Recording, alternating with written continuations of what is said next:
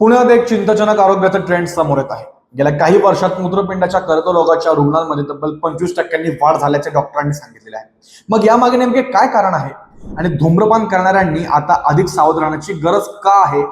तज्ज्ञांच्या माहितीनुसार पुण्यात मूत्रपिंडाच्या कर्करोगाच्या रुग्णांची संख्या सातत्याने वाढताना दिसत आहे. विशेष म्हणजे आता 20 ते 45 वयोगटातील तरुणांमध्येही या आजाराचे निदान होत असल्याचे डॉक्टरांनी सांगत आहे. या वाढीमागे धूम्रपान हे एक प्रमुख कारण असल्याचे तज्ज्ञांचे मत आहे. धूम्रपानामुळे शरीरात जाणारे निकोटीन मूत्रपिंडाच्या पेशींना नुकसान पोहोचू शकते आणि रक्तप्रवाह मंदावू शकतो. परिणाम शरीरात विषारी घटक साचू लागतात आणि कर्करोगाचा धोका वाढू शकतो. याशिवाय तणावपूर्ण जीवनशैली, अस्वस्थकर आहार आणि तंबाखूचं व्यसन हे देखील धोक्याला अधिक वाढवणारे घटक ठरत आहेत. तज्ज्ञांच्या मते या वाढत्या धोक्याला थोपवण्यासाठी तंबाखूचे सेवन टाळणे, नियमित व्यायाम करणे आणि वेळोवेळी आरोग्य तपासणी करणे अत्यंत महत्वाचे आहे. लक्षात ठेवा, तुमच्या आजच्या सवयी तुमच्या उद्याच्या आरोग्याचे भवितव्य ठरवतात.